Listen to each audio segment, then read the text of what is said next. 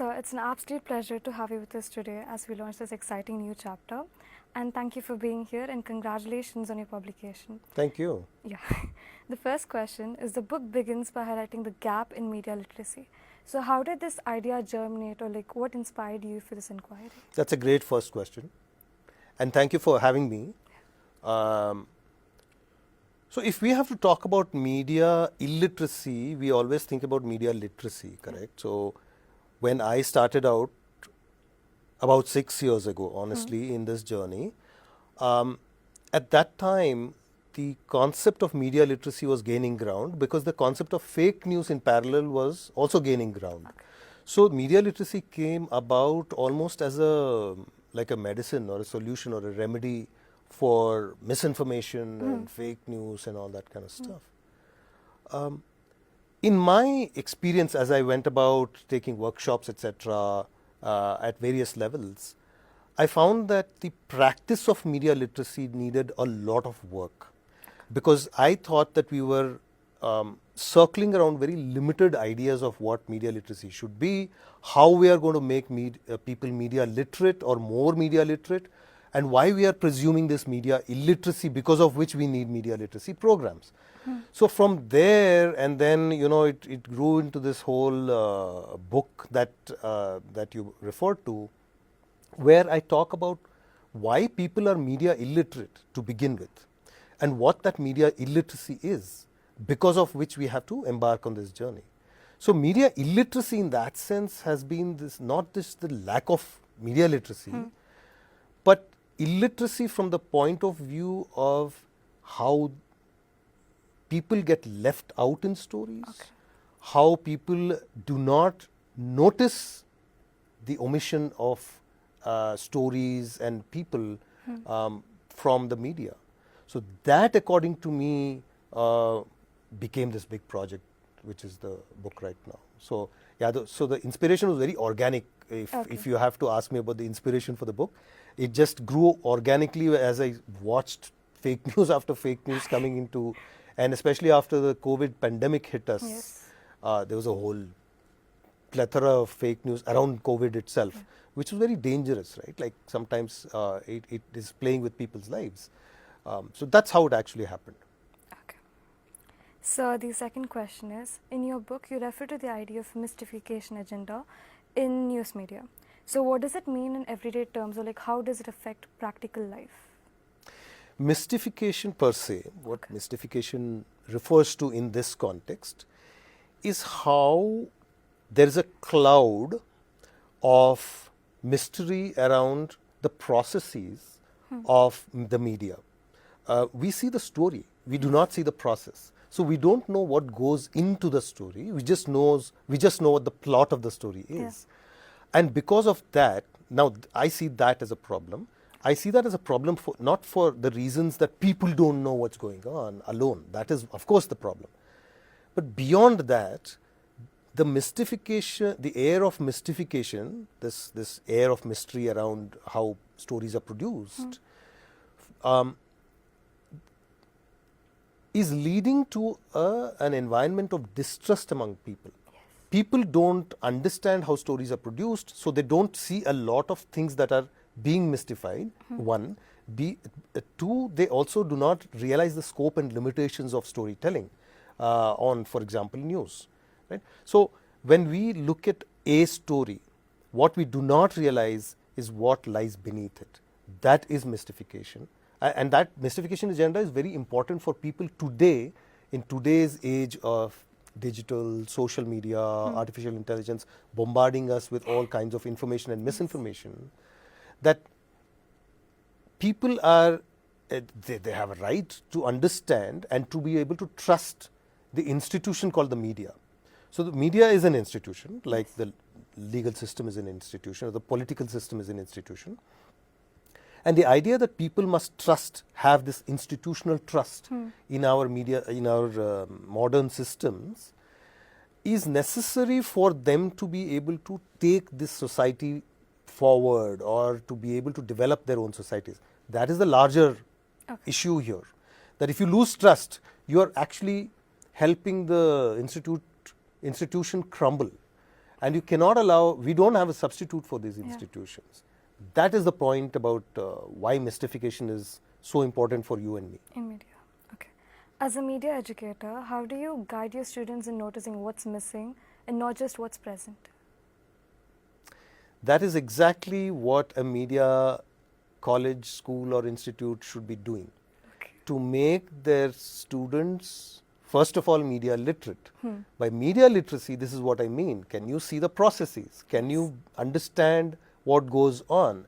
And can you ethically and conscientiously produce stories that are equitable, that are ethical, and that are needed in the society? Correct? I mean, whether it's a film or an ad or a news story, this is typically what we try to do.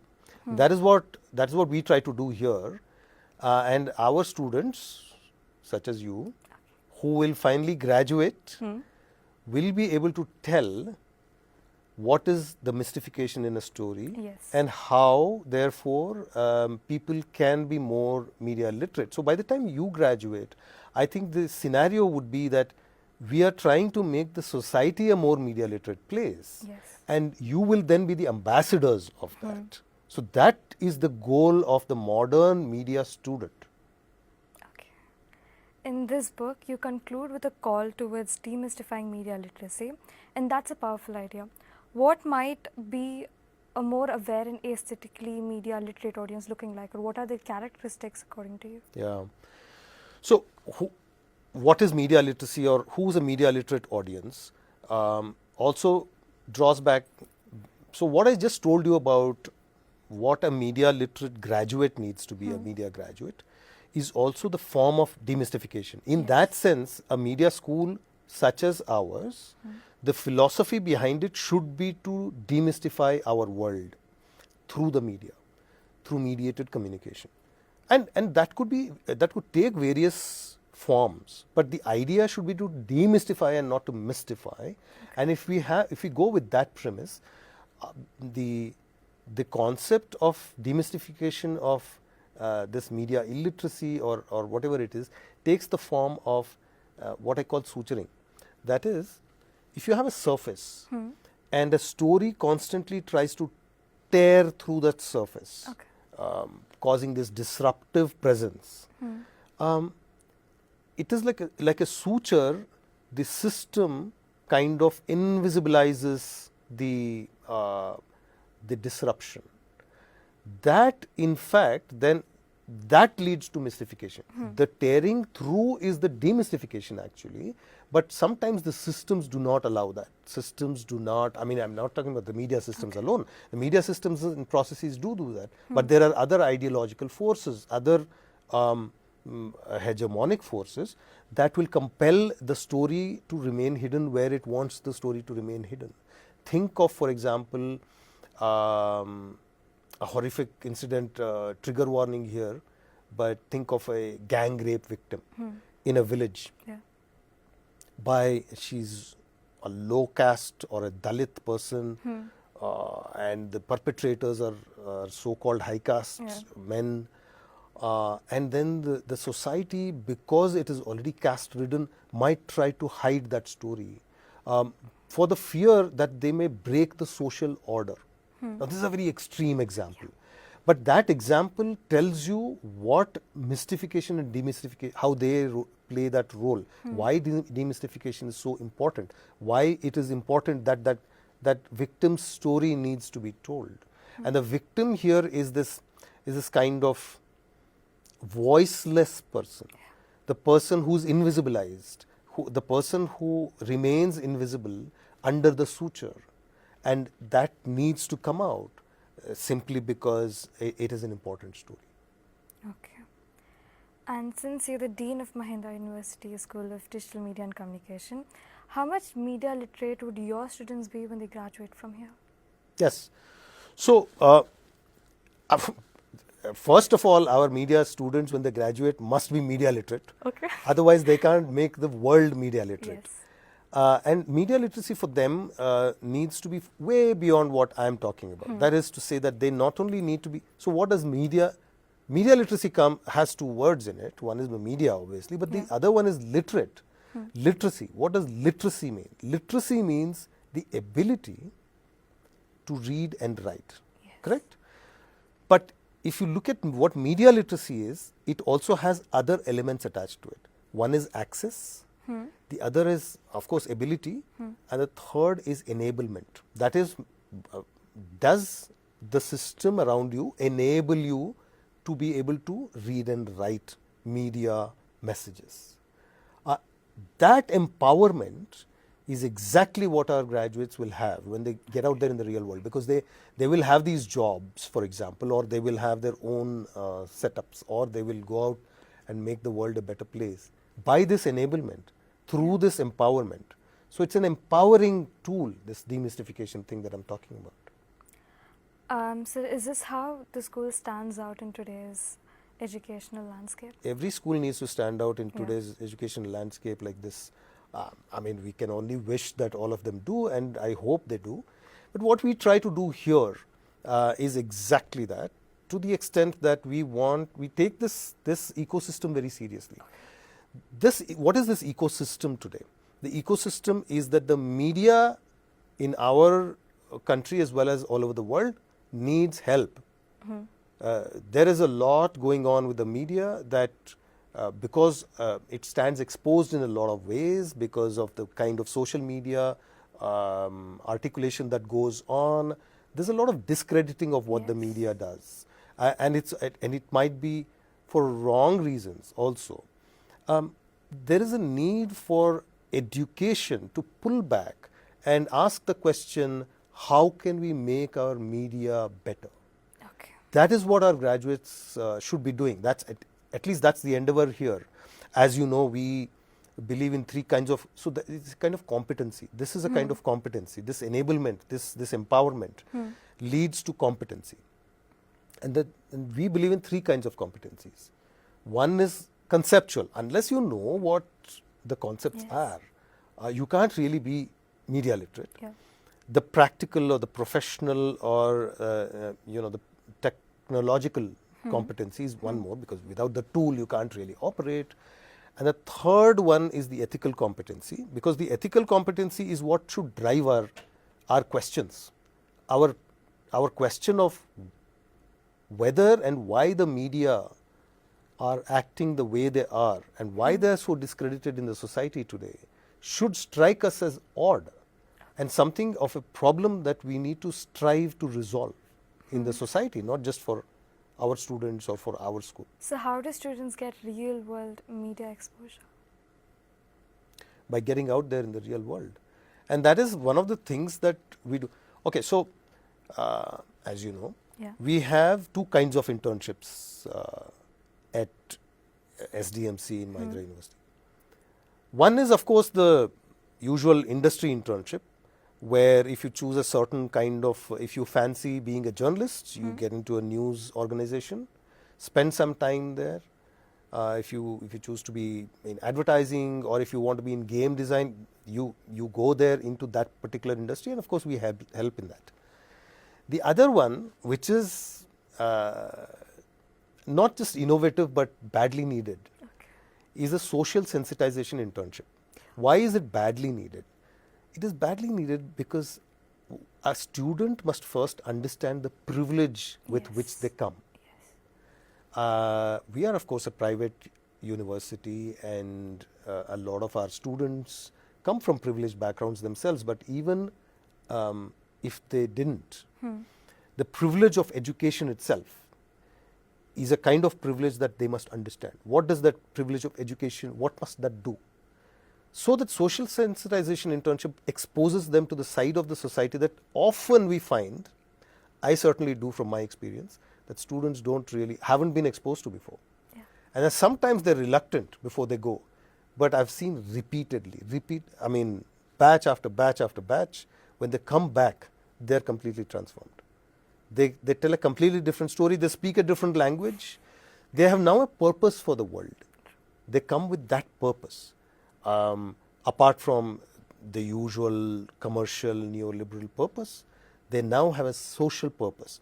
that really motivates them further into the program. This is my experience. I don't see it being very different in the future. So two kinds of exposures. And of course, I mean, eventually if they want to get into the industry, we help them get placed. We help them with entrepreneurship. Like we have a great program where we treat our, say, filmmakers or journalists or advertising professionals, or public relations professionals or game designers, etc., who are going to be there as entrepreneurs, as people who must go through a project management cycle. So we take them through project management. Then we expose them to entrepreneurship. We actually expose them to how do you incubate your idea? How do you take this idea forward? What innovation are you making in the world? And then we kind of sort of release them into the world from our nest. Go fly.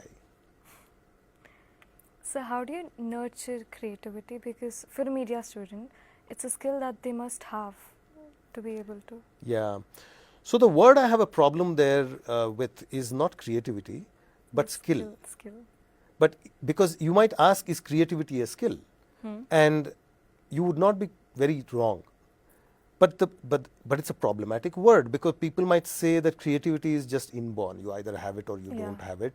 And of course, if you have it, you go into the arts. If you don't have it, you go into engineering. Correct? Wrong. Because as you know, you are a student of engineering as well as you are in the creative field. Yes. And that amalgamation of creativity, humanities and technical know-how is exactly what the world wants today and needs today. That is badly missing, because it seems that we have gone too far in one direction or the other direction. So an engineer, for example, really has that dire need today to understand how, for example, aesthetics would work, right? How users think. What is the psychology of the user, right? A creative person must understand the technology and the marketing tools and skills to be able to marry the creativity with a perceived need or want in the society. So they have always been organically joined at the hip. Unfortunately, it is education that has divorced them. Because we want to build these walls, because engineering students have so much to learn that they probably don't have the time to learn creativity.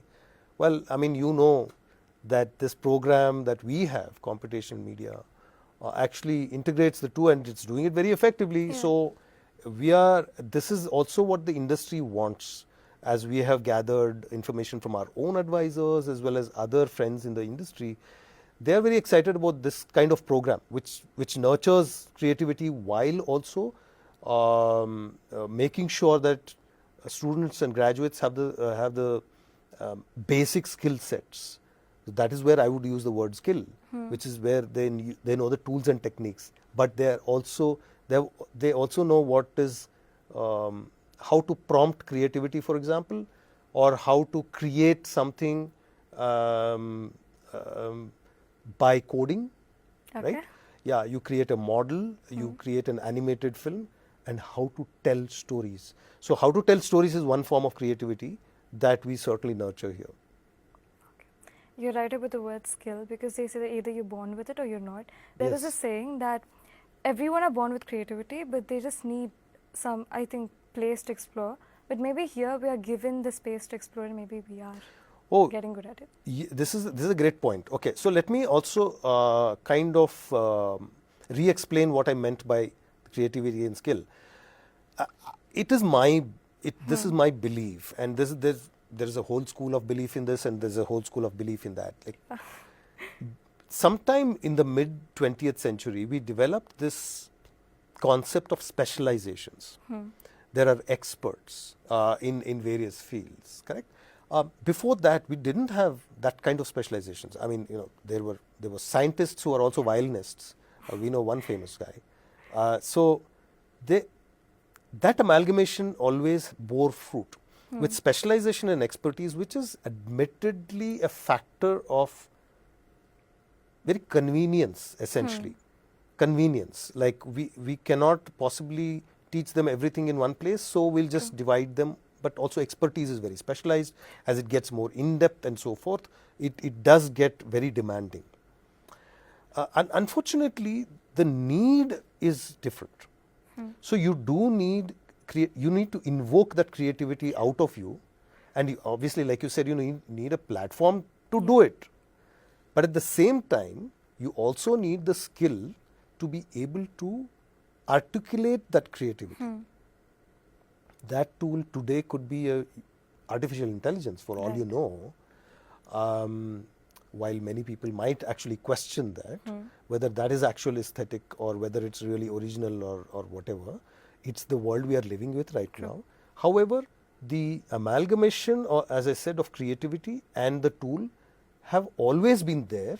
We need to amplify it, and we are trying to amplify that right now. Because we can do it. We are now able to do it, that's why. So what are the other highlights of the BJMC program?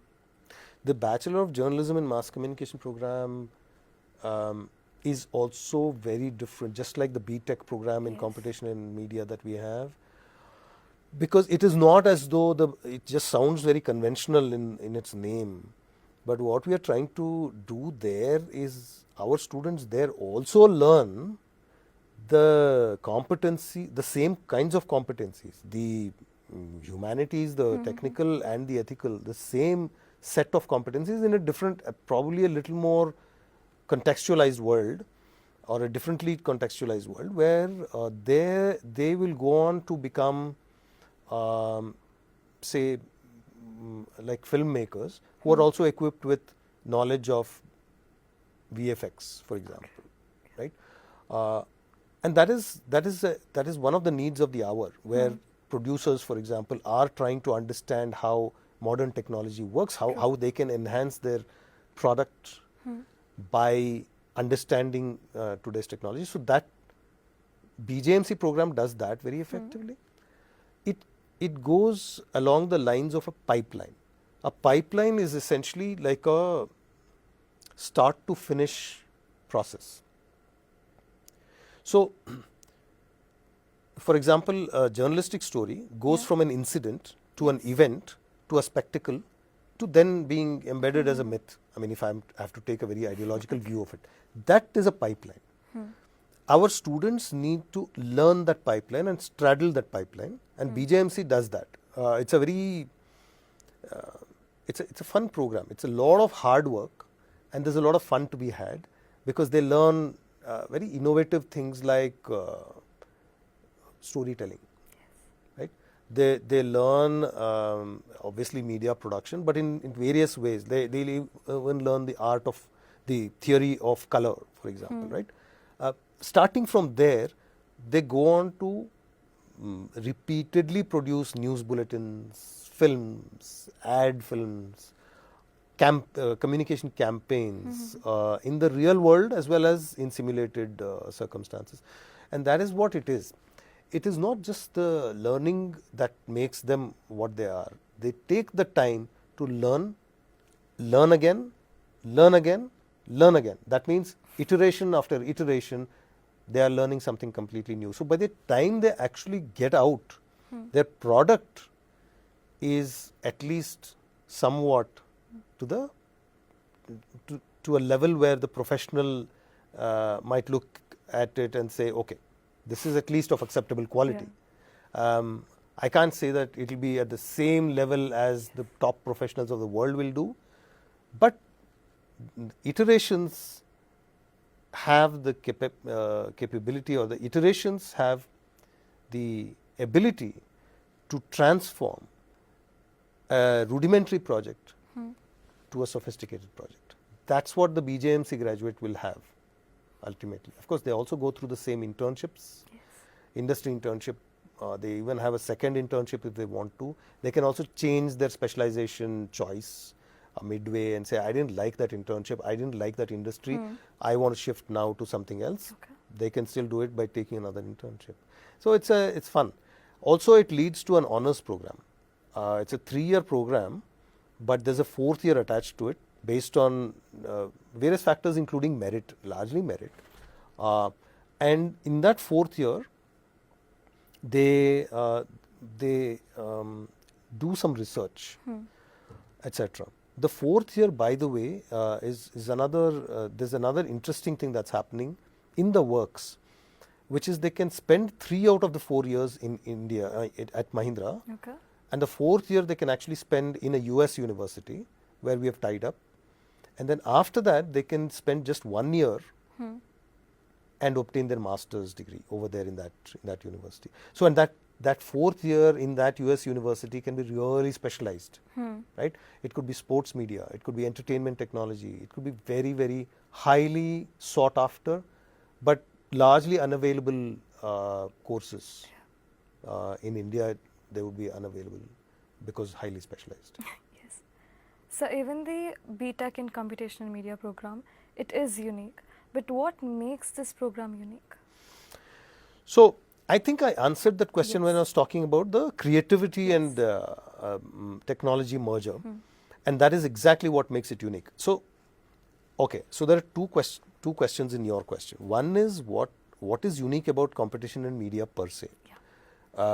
This amalgamation or marriage between technology, creativity, and humanities. So, therefore, the understanding like an engineer, thinking like an artist, and doing like a sociologist, that I don't think any other program does. And by the way, communication per se in today's world of social media and artificial intelligence has become de facto the hub for the society, because information and communication have become our space. It is the way we live. And because of that, even technology must use mediated communication today. So in that sense, this communication part, the fact that it is so central to our lives, is what makes this marriage even more unique, because everybody has to use it, right? The other part of the question about BTech in computational media is about how unique is our program within computational media. Yes. So there are about 50 universities in the US that offer computational media, and I don't know of any that offers the same program in India, not in the same way. So they might be offering it in different ways, which is what makes them also probably unique, but certainly ours very unique. The uniqueness goes, the uniqueness is the idea that storytelling is at the bedrock of what we do. That is, a technician need not be a storyteller, but our students are primarily storytellers. Where does that story, so the story can go in one of different ways. You can be a journalist and tell the story, or you can be a computational media person and tell the story from the user's side. For example, if you're crafting a game, the game needs to be crafted, the story needs to be crafted into the game in such a way that it becomes the user's story. Yes. And if you attach artificial intelligence to it, then the story goes forward from the user's perspective, but is aided by AI, because then it becomes a gamified product. And of course, you add virtual reality or immersive to it, then it becomes even more sophisticated. And of course, you have VFX. You have basically, the uniqueness of this program is that it utilizes every single technology that there is available in storytelling. So this is the uniqueness. The BTech in Computational Media program integrates all the technology that is needed for storytelling in today's age of artificial intelligence, social media, and digital media. If I'm not wrong, I believe we are one of the first in the entire of Asia to have this course here in Mahindra University. Yes. So I think that also makes it unique. Oh yeah, that of course does make it unique. The thinking is unique, and thanks to the framework that we are running with, our advisors are everywhere. The person who helped us form a wireframe of this program is a well-known professor from the US who actually built and ran a lab in computational media. There are people from the industry, the game design industry. One advisor comes from a news industry, news corporation that is actually adopting artificial intelligence and the whole cornucopia that goes with it. Thanks to the kind of advisors we have, the kind of faculty we have, highly trained, extremely specialized faculty, that I think will carry our students to the next level, where they will not be just engineers or just artists or just filmmakers. So this one is an interesting question. Okay. If you were a student, which program would you enroll yourself in? Of the two? I mean, if you have another option, you can go with that. I can go with any option that that I wish to, right? Yeah. Well, I was a science student, and but I found that I was not really interested in pure sciences, and I was not really interested in engineering either. I was not. So the only choice I had was to do something in science, but then branch off somehow, which is what I did. Today I have the option to bring in that integration. So even as a science student, I can still go and make films. Yes. So I will. Okay. That's what I would. I would get into filmmaking, but I would go the BTech competition in media route, because that will allow me, it gives me the choice of understanding media production, but also understanding how media production works from a coder's perspective or an engineer's perspective. It's an added advantage. I might never use it, but it's a great skill to have. So we're going to come to the fun part of the questions.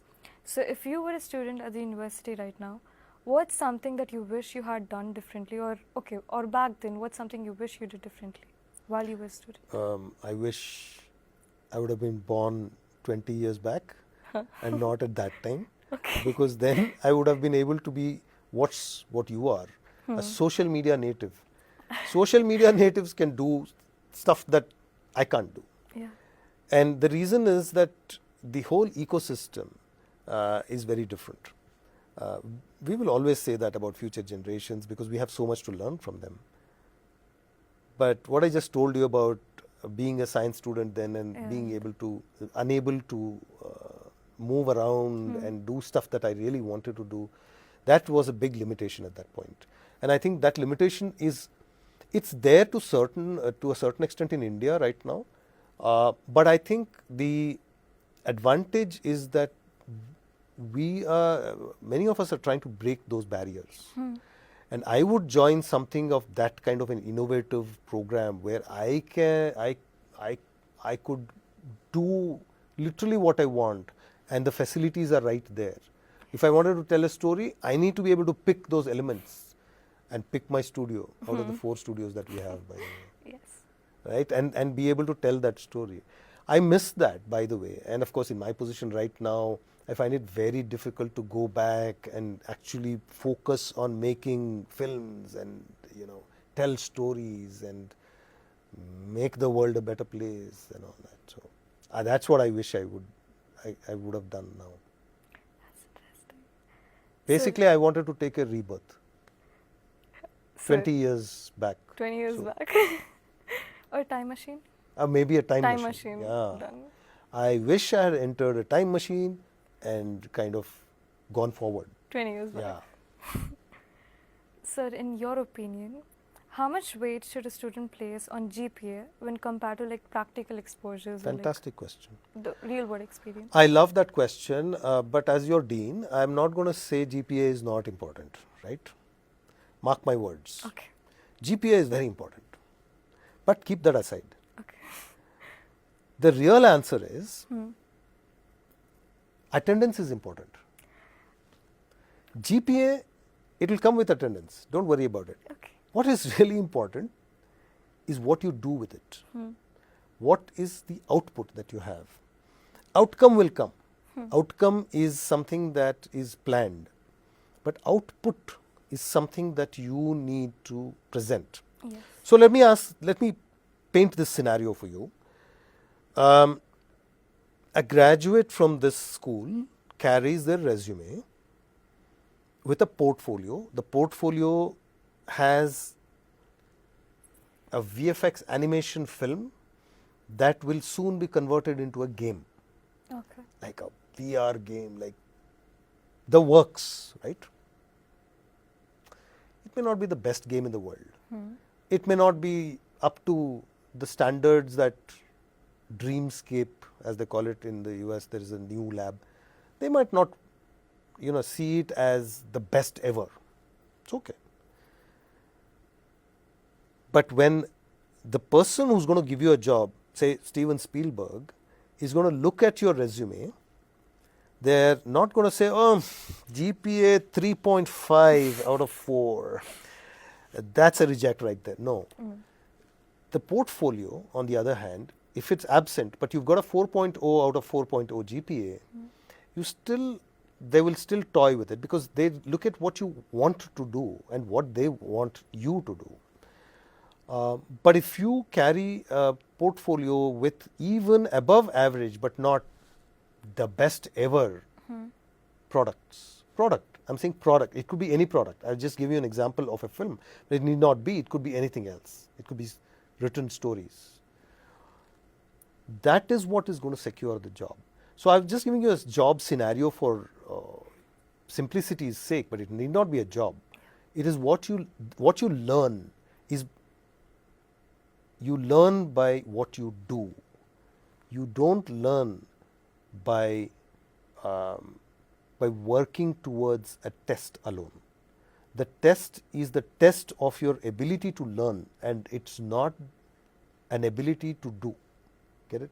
So these projects, these internships, Yes. and you know that in this school we de-emphasize exams, right? So you have a lot of projects to do, you have a lot of hands-on work to do. That is what is going to actually transform you and transport you to the better kinds of life also, but certainly for career. Okay. The next one is also a fun question. Okay. If you were a student and you had the chance to break one campus rule without If I had to? if you had the option to break one campus rule without consequences, what would you choose? Without consequences? Without consequences. Good question. I'm not going to tell you the answer. Because if I told you the answer, I would be actually encouraging you to do it. Sir, we'll just leave it within this podcast so you can still say. Oh yes, of course. The podcast is within the studio, so it's not going anywhere. So you can still say. I can still say on the podcast that's going to go out to the rest of the world. No, at least among us right now. So if I had to break a One rule, campus rule. a campus rule, it would be that IDs should not be necessary to have meals. Okay. Yeah. So, but that's for like check-in, check-out purposes. Yeah, it's a rule. It's a okay. Okay. Valid. I dare not break other campus rules because I have people who will chase me. So I don't want that. Consequences, you can say there are no consequences, but there are consequences to everything. So to be honest, I would break a lot of rules because I'm a rule breaker. Okay. By definition. So I see a lot of rules as redundant. But the rules, I think, on campus are there in order not for so much for discipline, as much as for making sure that we are having taken students under our wing, that we fulfill our responsibility, not necessarily to parents, but generally to. So we play on the safer side, so that we are sure that we fulfill our minimum responsibility to the student. By the way, that is also one of the mainstays of this school, is that this whole nurturing, mentoring thing is not because we want to put people through the grind. Of course it is because of that, but also because we want the student to turn out better, because it's only through that grilling process that it can happen.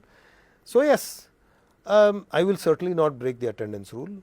Okay. If that's what you're thinking about. I will not break the detention rule, if that's what you're thinking about. What I would aim at is the marks rule, that I don't have to score the maximum marks in everything all the time. Yeah. So the next one is, what's something that most students assume about, let's say, the dean or other faculties, but it's not quite true? Yeah. Oh, I could go on and on, especially about you guys. That I'm somehow scary. The dean is scary, and the dean, well, I can be scary. You're nodding, so I know that that is probably true. So, no. But that is just one side of the dean. That the dean is so busy that you can't walk into his room and meet him. That is the other myth that you all have. And I think the third myth is that I cannot share my fears with the dean. I must share only my ambitions with the dean.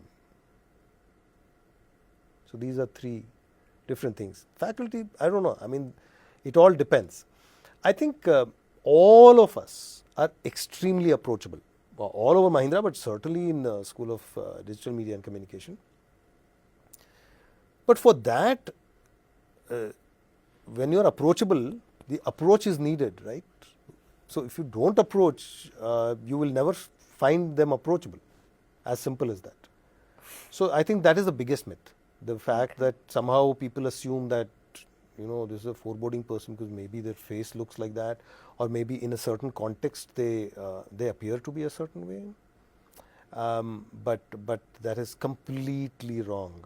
And I think that as you grow, say, when you spend 4 years on our campus, your first year is always going to be different as experience from your second year, similarly and similarly. So one of the things that you will realize is, oh, I now understand. Second year kids are going, oh, I understand why this person was like that in my first semester, right? So they reconcile with that. We've seen it happening. Yes. So that is something that it will self-answer. I don't have to answer that question. Okay. So the last question before we wrap up is, what is one message that you would like to tell the students who are, let's say, getting out as media professionals right now in a fast-moving world like this out there? Be fast-moving. So, no, I think it's the opposite of that. You're absolutely right in that the change is happening at such a rapid pace right now that we can hardly cope with it. When I say cope with it, I'm talking about things like new apps on a daily basis, new things to do on a daily basis, that you want to be so contemporary that you feel that technology is the end all and be all of your life. In perspective, you will find that that is not true. That there is life beyond just trying to catch up. That the life is the life that you want. You want the world to be answerable to you. And how you make that happen is by focusing on purpose rather than activity. So activities should be a factor of your purpose and not the other way around. That is one message, kind of complex message, that I will leave. Thank you so much, sir, for this open and thoughtful conversation today. We are really grateful to have had you with us here. And this had been a good opportunity to know you and the scenarios of present day life. Thank you for having me, Krishmita. Great interview. Thank you.